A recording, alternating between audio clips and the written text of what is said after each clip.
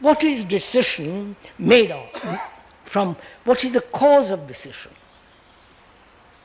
Would you decide if you are very clear? Is there any decision necessary when you see something very, very dangerous? Is there any necessity for decision? That is, to act in a certain manner or not to act in another way? Is the mind capable of observing the totality of the movement of thought,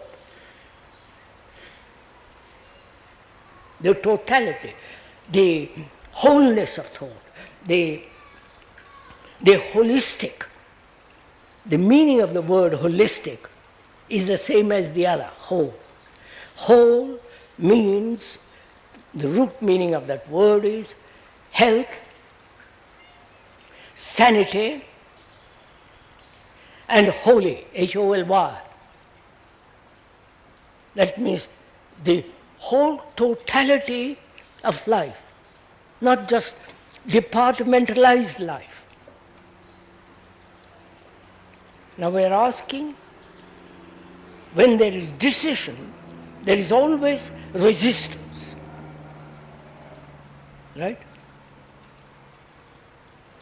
One decides to do something, and then there is always the uncertainty whether it's the right thing to do. There is always anxiety that your decision should be made upon something reasoned out, clarity, which has deep significance. So we are questioning that. Well, there is a way of living in daily life in which there is no decision at all.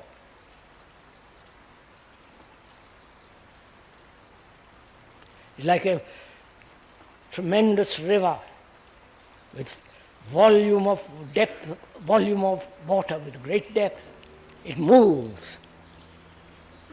There is any obstruction, it goes round it. But it's always moving. It's only when there is no total movement of that nature, holistic movement, then there comes decision. Please see this for your, we are taking the journey together. I'm not talking to myself and you are agreeing or disagreeing. We are thinking this out together very deeply. So please be serious.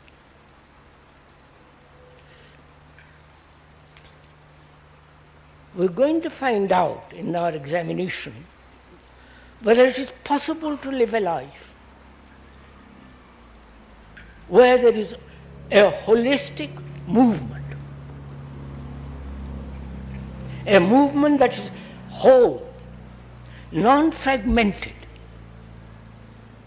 And when there is a movement of such nature, there is no necessity for decision at all.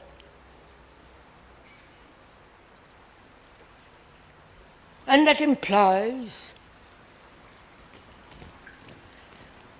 the action of will. What is will? Why do we depend so much on will? I will do this and I will not do that. This is good, that is bad, and I follow. The capacity to exercise will.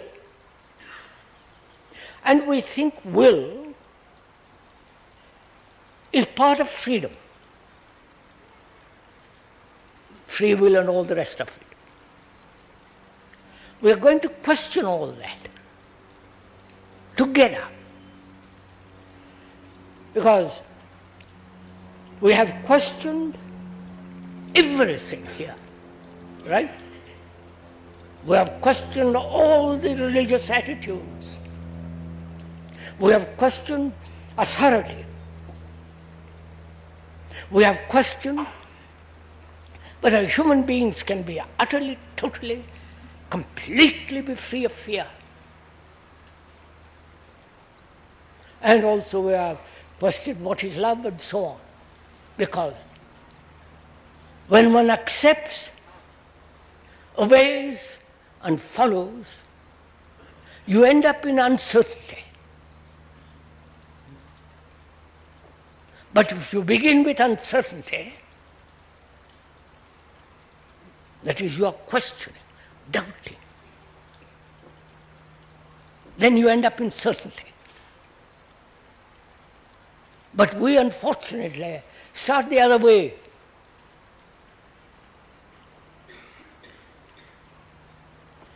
And we are asking, what is the nature of will, and why is it that human beings depend on that capacity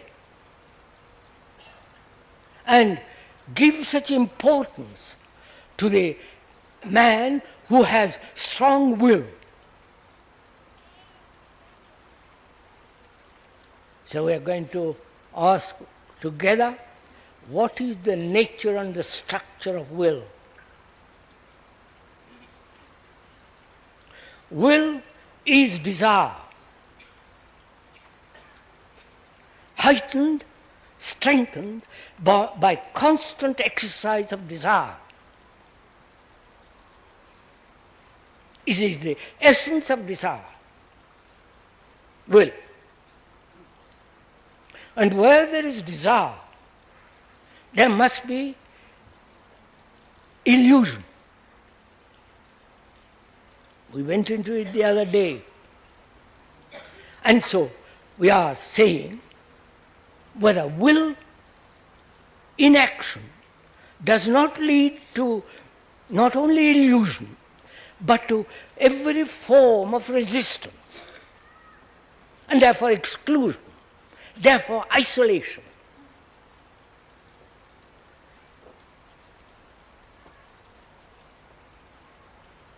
And is it possible to live a daily life without any kind of will?